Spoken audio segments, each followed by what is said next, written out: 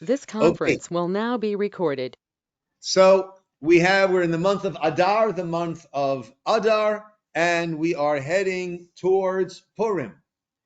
And Purim is very unique um, in that actually there is a teaching that will come to later on that the days of Purim are eternal, as we actually say in the Megillat Esther itself, in the book of Esther itself. And eternal in that other holidays will somewhat be eclipsed, but Purim will always remain. So let's try to gain an understanding in what is so unique about Purim. And Purim is our holiday, meaning, right? God's not splitting the sea, God's not bringing plagues, God's not coming down onto Mount Sinai, right? Or God doesn't have the clouds of glory over our heads, right? That's all trying to relive and trying to re-enter the zone of all of those miraculous times in our non-miraculous times that we are living. But Purim is today. The Purim miracle is with us today. And let's see what I mean by that.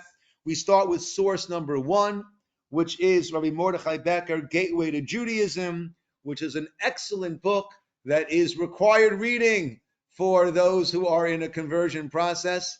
And it would be good if it was required reading for all those, right? Even those who are, there's more over here, Dove. Even for those who were born Jewish, also excellent reading. And he writes as follows: the Purim story begins about 900 years after the Exodus from Egypt. The Jews have been living in Israel continuously since they first entered with Joshua. For 410 years, King Solomon's temple in Jerusalem had been the focal point of the Jewish spiritual and natural life in Israel. The first major tragedy the Jewish people of this era experienced was the division of the country into the northern kingdom of Israel and the southern kingdom of Judea. That was after King Solomon's reign by his son Rehavam. That is when the kingdom split, Rehavam becoming the king of 2 tribes, Yeravam ben Nevat being the king of the other 10 tribes. Rehavam was over Yehuda and Binyamin. The Gemara there, the Navi tells the story. The people came to him after the death of Shlomo, and they said, "Listen, your father Shlomo was an international figure, and the taxes were very high in order to maintain that incredible kingdom. You're great, but you're no Shlomo, and therefore lower the taxes." And he asked for 3 days to seek counsel, and he sought advice from the older advisors, who said to him, "Work with the people, and they will be your trusted subjects." He spoke to his buddies, and the boys with a Z at the end said, "You got to show them who's boss over here.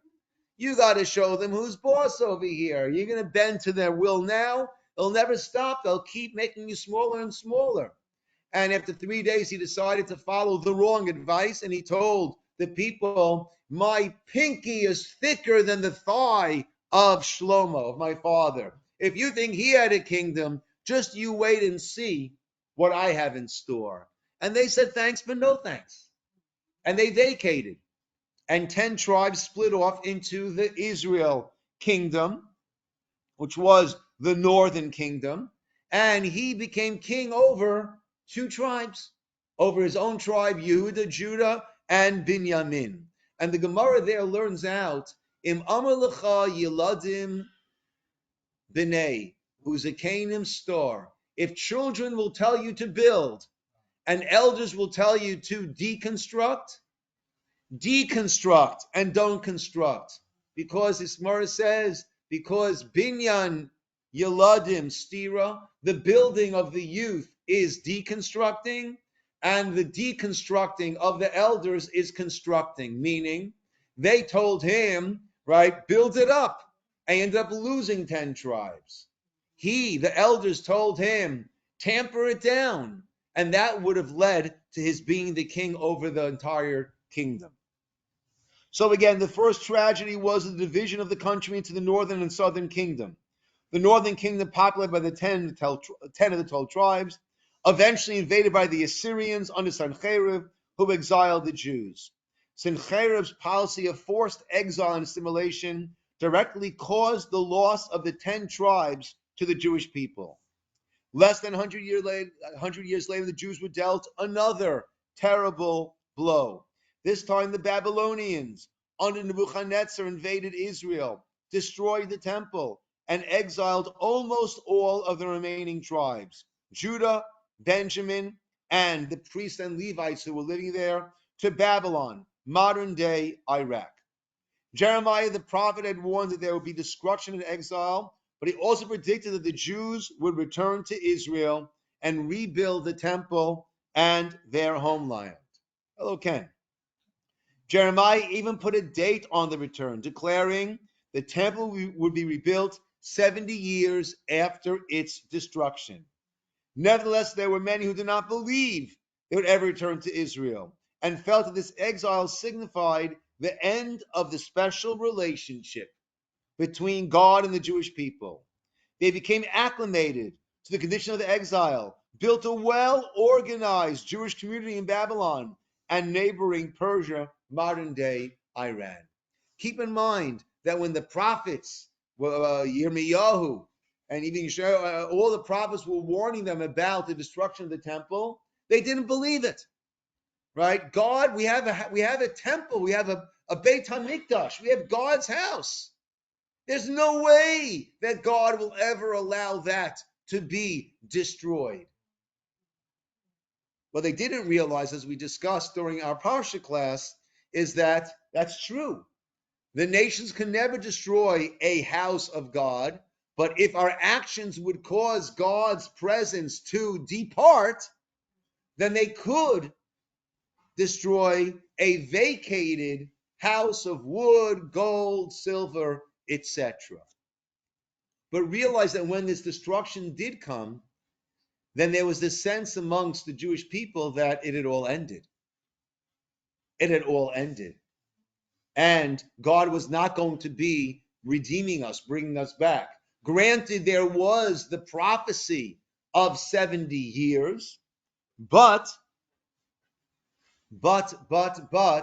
exactly when those 70 years were to be up, and there were many miscalculations. Belshazzar calculated the 70 years and thought, okay, the Jews have been redeemed. Now it is a free-for-all.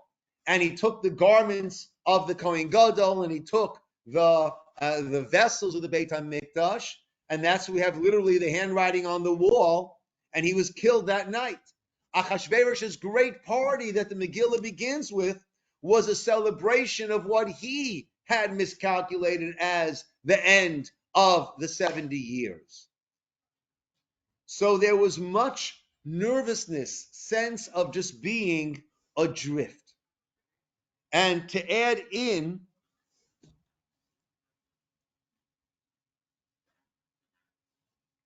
that's wrong to you. And to add in, this was the time that historically the period of prophecy was coming to an end. So the Jews completely felt adrift and unsure if they were still under this supervision, the loving hashgacha of God. Source number 2, the Gemara says, Esther min Torah minayin. Where is Esther in the Torah? Now, of course, at first glance, it seems to be a ridiculous question. Esther was during the time towards the end of the 70 years of the Babylonian exile. Esther was well after the Torah. What do you mean, where's Esther from the Torah? But it means, where's Esther hinted to in the Torah? The same way the Gemara says, Haman min Torah minayin. Where is Haman mentioned in the Torah? And the Gemara says, oh, Hamin ha'etz asher amarti lachem. Was it from the tree? Hamin, Haman, Hamin, same letters, Hey Mem Nun. Was it from the tree that I told you not to eat that you ate? And the sages are not simply running a word letter search and seeing, hey, where do we find Hey Mem Nun? right? In that order. But this was the idea. We know later on in the Megillah, Haman says, all that I have is worthless to me if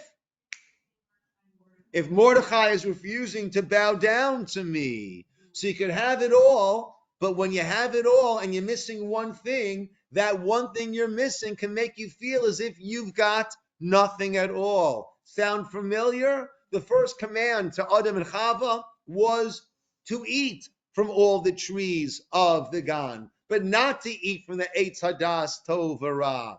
And what do they want to eat from? The one that they were not allowed to eat from, that's the one that they wanted to eat from. That is Haman minatora minayin. That's where we see the essence of Haman in the Torah itself. Where do we see the essence of Esther, or at least the essence of that period of time, of the Esther period of time? Where do we see that in the Torah? The Gemara says, "Vanochi haster astir panai bayom hahu." Hashem says that if you move away from me, I will hide my face. Haster astir sounds very Esther-like. I will hide my face on that day.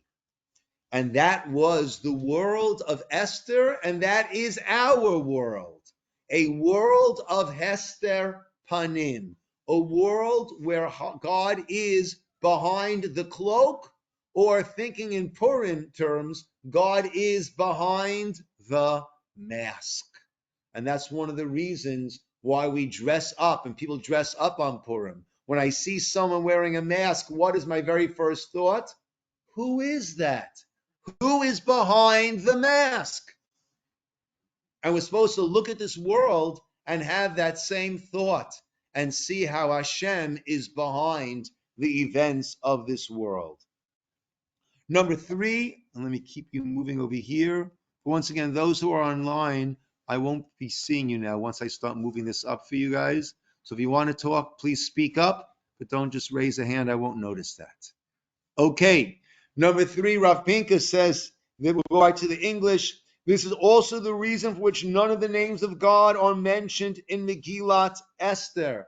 God's name is never mentioned. Granted, when it says HaMelech, the king, so on a deeper level, that is a reference to God. But in terms of straight up, God's name is not mentioned.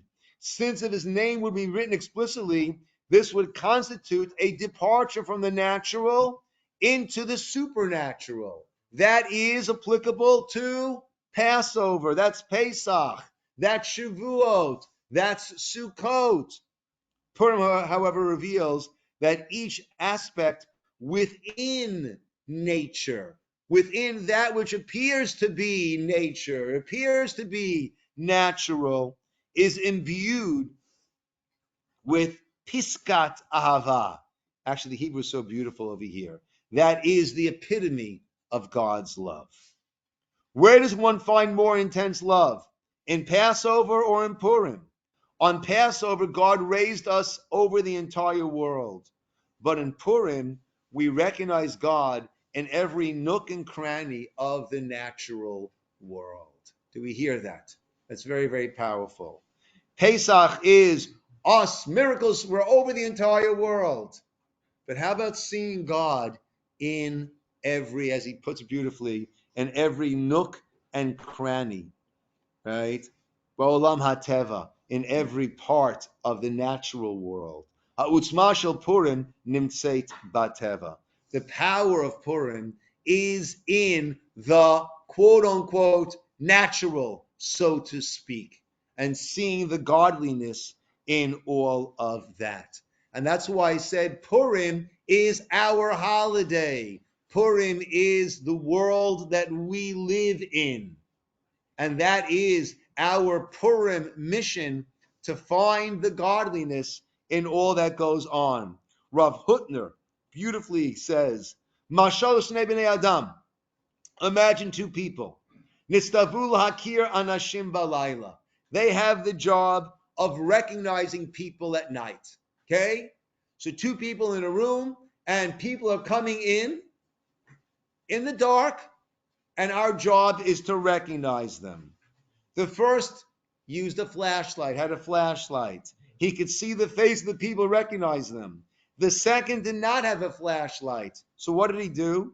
He had to teach himself to recognize the people's voices, the people's movement, their gait, the way they walked in. He taught him to sensitize himself to those nuances.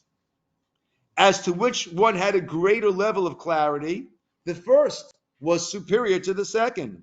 Seeing a person's face is a clearer way of recognizing someone than hearing his voice. See, he had a better clarity on who he was identifying and on the accuracy of those identifications. On the other hand, the second person has an advantage over the first in having developed the new skill of recognizing voices which the first one has not. When I was a teenager, there was a wonderful, wonderful man who I loved very much. His name was Mr. Herman Schechter, and he was blind. And people would walk into shul and go over to him. He was in a wheelchair for much of his life, towards the last years. And we go, "Oh, Mr. Schechter, good Shabbos." And he recognized the voices. "Oh, Eugene, good Shabbos. Oh, Josh." My brother Josh and I were there every week. But others, my older brothers who were away at college, they wouldn't have been around for months. "Oh, Marty. Oh, Shelley." He recognized everyone's voices. He had that finely tuned sense of hearing because he didn't have vision to recognize everyone. The second has an advantage over the first. He developed the new skill of recognizing the voices. In the morning when the sun rises, the first one will turn off his flashlight. It is of no use during the day.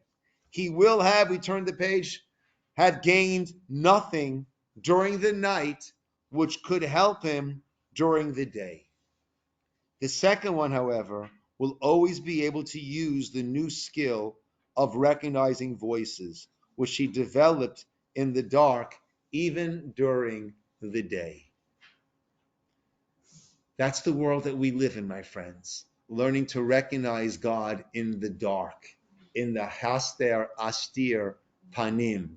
Another beautiful point that the speaker last night, Ruchi Koval, spoke about is that in relationships that we have, every relationship that we're in is there for us to learn from and to gain from that. And very often we think that, oh, I'm better than this, I have this midah, and that person has the other midah. But in the end, there's also much that we can learn from the other's midah, and there's much that we gain from every situation.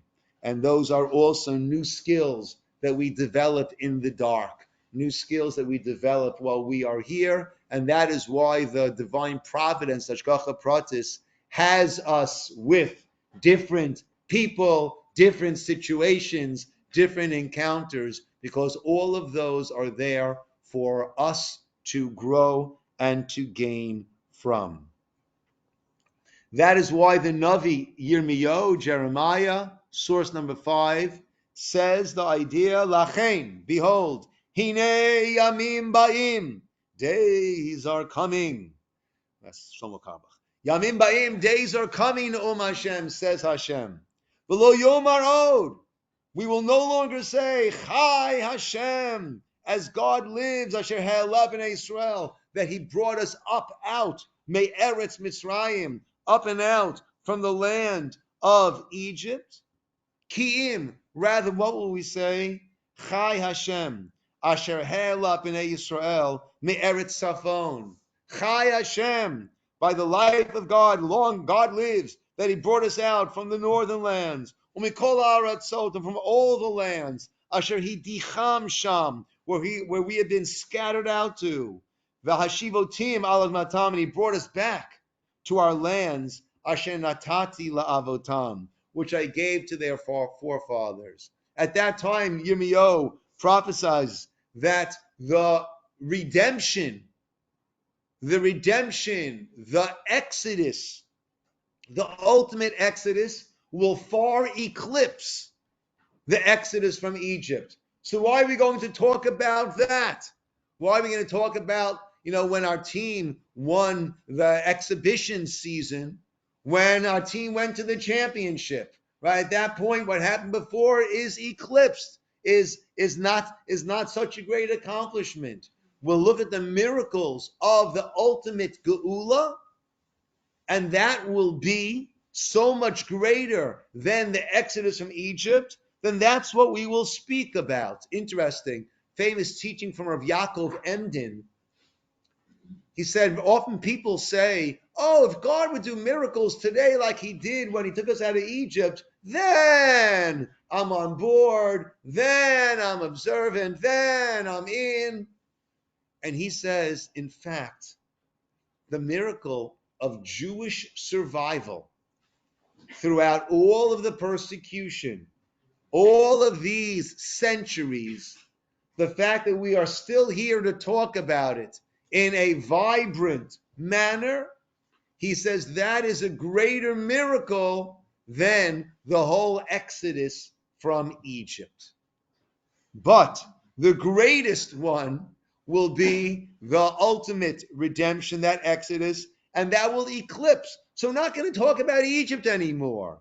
However, as I mentioned before, source number 6, the Medrash says, Kol HaMoadim Yiyu B'Teilin. All of the holidays will end up becoming batel, nullified, cast aside. The Yemei Purim, but the days of Purim, lo yiyu nivtalin laolam, will never, never be nullified. Shenem, as it says in the Megillah, v'yemei Purim ha'ela lo yavru mitoch haYehudim.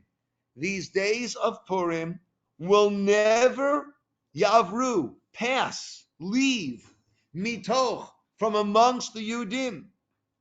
V'zichram, and their memory, lo yasuf, will never end, will never be lost, and will never end, mi zaram, from their descendants. So even though the Navi Yirmiyahu says that Pesach will be eclipsed, Purim will not be eclipsed. How is that? So Ramchal writes so beautifully, V'chol mida umida, Shehu Yivarach Shemo Modeid Lanu. With every midah, every attribute, every action that God deals with us, Navchin Shnei Inyanim. There are always two aspects to it. There is this duality. Hanireh v'hanistar. That which is nireh, seen, revealed, v'hanistar, and that which is hidden.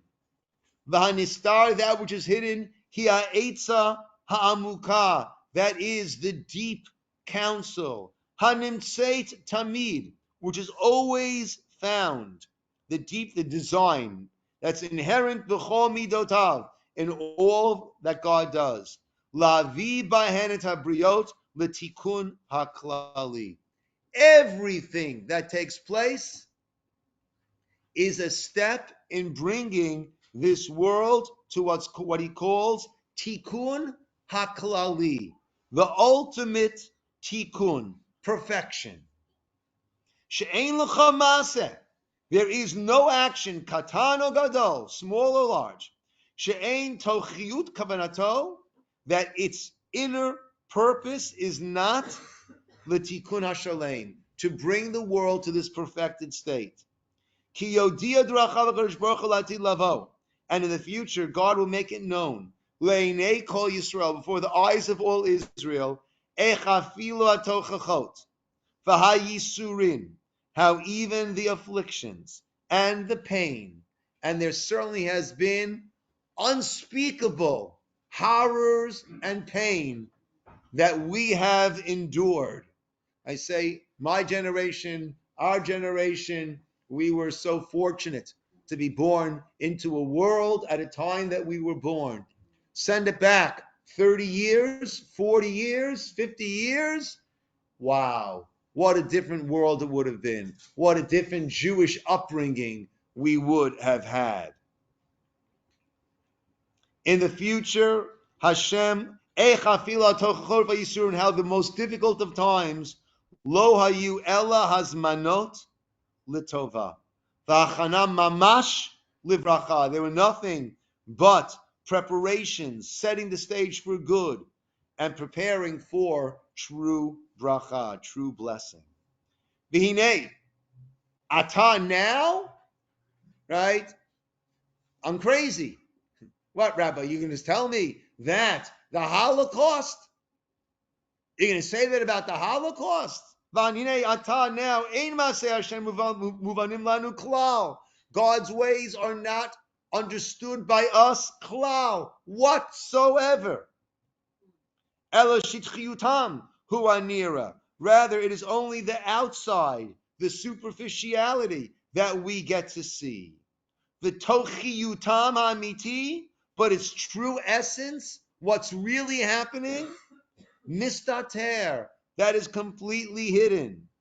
Ki harei hatoch hazeh shaveh b'kulam.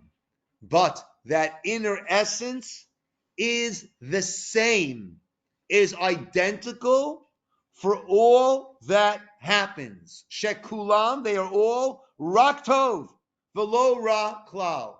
They're only good. There is no ra whatsoever. And that certainly is not what we see. That certainly does not, we certainly can't fathom that. We certainly can't understand that. We can't wrap our heads around the tragedies that we've read about, seen pictures of, read accounts of, that was tov v'lo ra.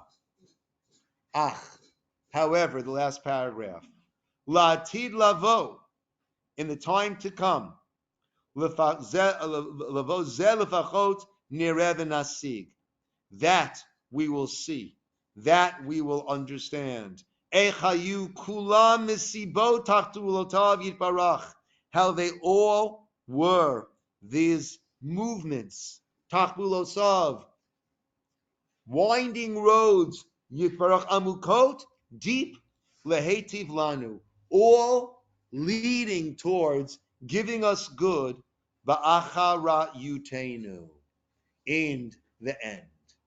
And that is why, like we said before, Purim is with us forever. Purim, on the contrary, Purim, when Messianic times comes, then we're going to have these Purim revelations. The same way that we see how God's name is not mentioned in the Megillah, but everything that takes place in the Megillah is the hands of God. When Mashiach comes, that will eclipse the sound light show that we had by Exodus, that we had by Egypt, that we had by the sea, that we had by Mount Sinai, that we had for the 40 years. But that's when we open up our Purim books and we start to understand how throughout all of Jewish history, everything was this Yad Hashem. So as Pesach is being eclipsed, we will get into this full Purim mode to see how Hashem's name was not written explicitly throughout our history, yet we get to see the Yad Hashem throughout. Yes, Janet. So this might fit. You know how sages sometimes see relationships, and I don't know, but it just occurred to me, this might fit with what you're saying about Purim ascending and Pesach being historical, in that I think it was said that when Esther fasted, and now we have Tanit Esther, that was one of the Seder nights, and so it was found that Pekuah Nefesh would take precedence over. Oh, interesting. Because remember, wasn't it supposed to be during Yes. the time of matzot? Yes, very interesting. And so they did do the taking of the matzah and the menorah. Interesting. If I'm understanding what Janet's saying correctly, so when Esther fasted her 3 days, right? That's not Tanit Esther. That's not the fast we had the day before Purim. We call it Tanit Esther. That's not because of the 3-day fast. Esther fasted. That's because that's the day they went into battle, right? We discussed this other times. Tanit Esther, the 3-day fast of Esther actually was on Pesach and went over Pesach. So they didn't have the Pesach Seder that year. The Pasuk says, Vayavor Mordechai. The simply meaning Mordechai passed over, no pun intended, to let people know about the fast. But it's also a lotion of Aveira, a transgression of sorts, that they did not have the Pesach Seder. So Janet is pointing out that perhaps that is a forecasting that ultimately Purim will eclipse Pesach. If I understand you correctly, beautiful idea, Janet. Really beautiful idea. Thank you. That's a beautiful, beautiful thought.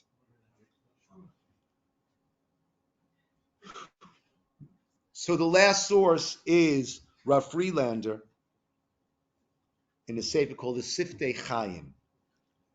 The common denominator between the Messianic revelations and the revelations of Purim is the understanding of how evil served as a means to bring about the revelation of God's unity. That everything develops as God wills it to, despite the appearance of evil. We got a glimpse of this, right, by the brothers and Joseph. The brothers got angry. The brothers were jealous. The brothers threw him into a pit. The brothers sold him into slavery. And why was all that being done? To prepare the way that he would be able to bring sustenance to the family and to the world during those famine years. So there is the superficial, that which is visible to us, and there is all of that organization under. Yes, Cheryl. I can't help but see a parallel between the 7-Day War, where Hashem. The 6-Day War. Yeah. Because Hashem also is hidden. And look at, from what we've read and seen, it was just beyond belief. Excellent point. Right. We look at how many years was the United States the most powerful army in the world? How many years were we in Afghanistan? Right. How long were we in Iraq? Right. We're talking about the most powerful army of the world against a dilapidated heap of a country, of an army, of nothing. And how many years and years and years and years did that stretch out without reaching a conclusion? But finally we said, all right, we're gonna cut our losses. We're not gonna do any more, so let's stop now. And compare that to little Israel being attacked from the Egypt coming up from the south, Syria, Iraq, others coming down from the north, Jordan coming in from the side. And in 6 days,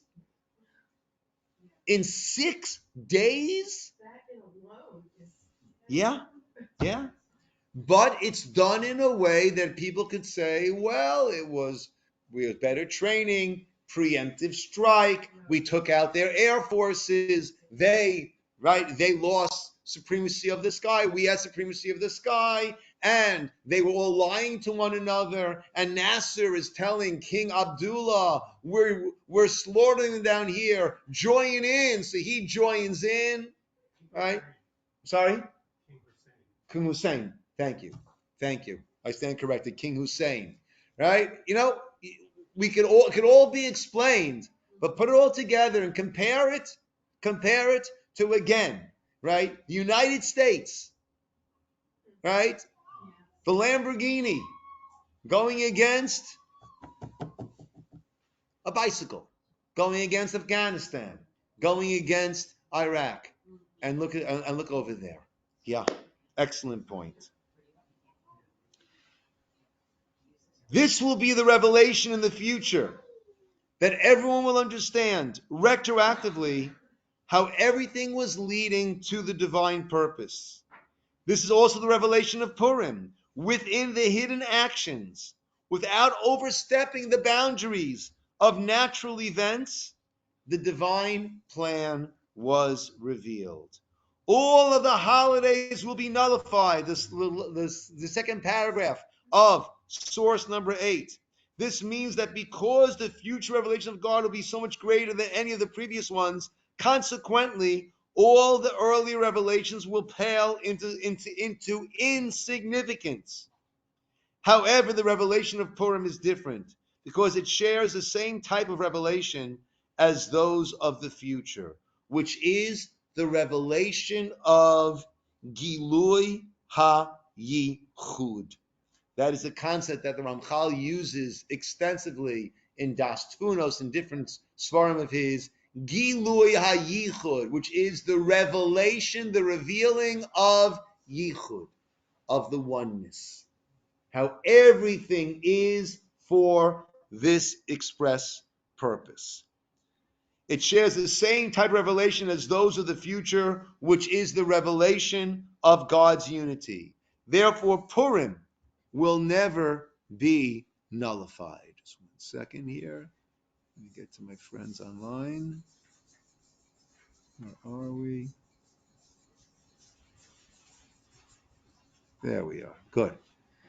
Purim will never be nullified. Therefore, Purim, as the verse says, Zichram lo yasuf mizaram. Their memory will never be lost from the children. Yes, Cheryl. We're not all in the head, but what does that mean for our Torah that we read every day? The Torah. Because that describes all the holidays and everything that we've gone through. That's an interesting question. Shelley, you're on a roll.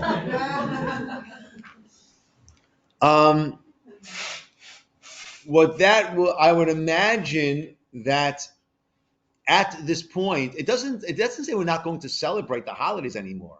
It says that it'll be eclipsed by the last one, right? And just like we have a rabbinic holiday aligning with we have the rabbinic holiday of Purim aligning with Shavuot, and the rabbinic holiday of Hanukkah aligning with Sukkot, we will have a rabbinic holiday aligning with Pesach, Zman Geulatenu, and that will be notched up. In addition, I would say that we will also then understand the Torah in a manner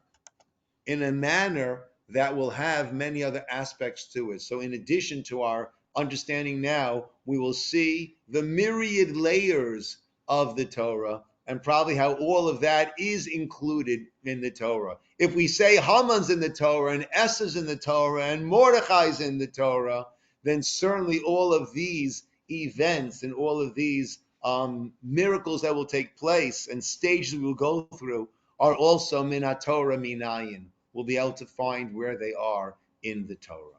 And we'll still be working on our midot and everything because that's what the Torah is all about. Yes, but the Zman Mashiach is a time where the clarity will be so overwhelming that it will not really be considered that we have such free will anymore.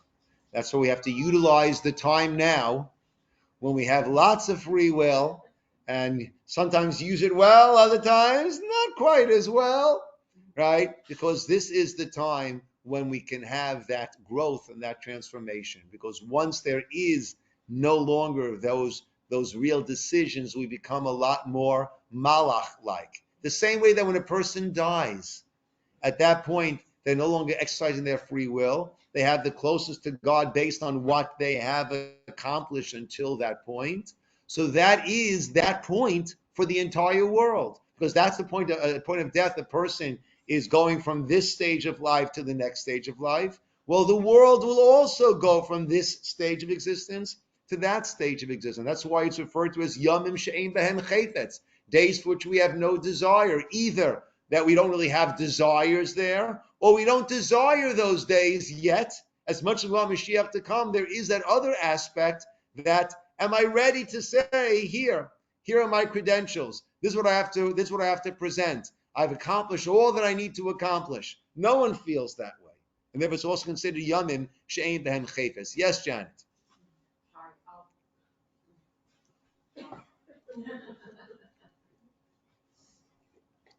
So when we say Yetzer Hara and Yetzer Tov, and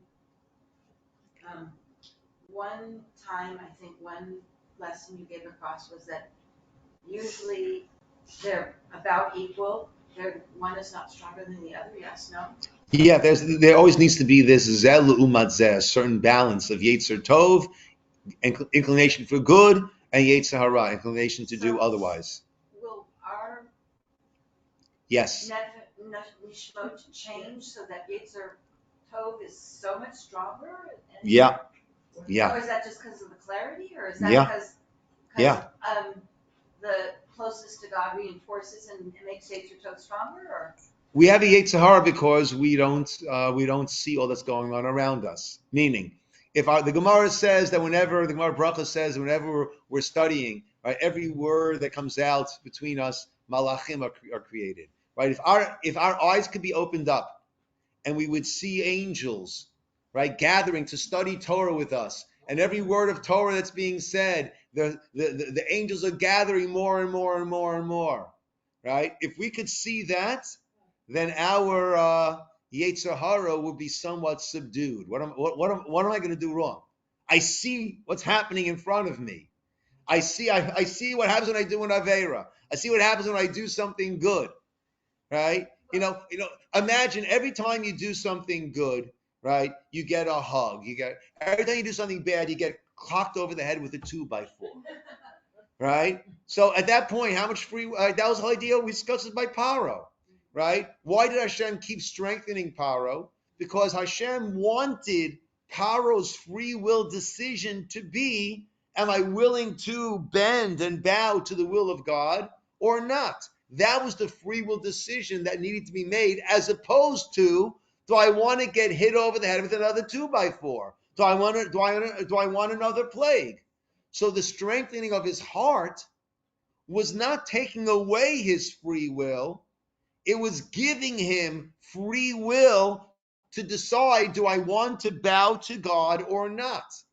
Because without that, right, if I were to say to you, listen, whoever's not at davening, Shabbos morning, 9 o'clock, I'm coming to your house with a baseball bat. 9 o'clock, I'm going to be there.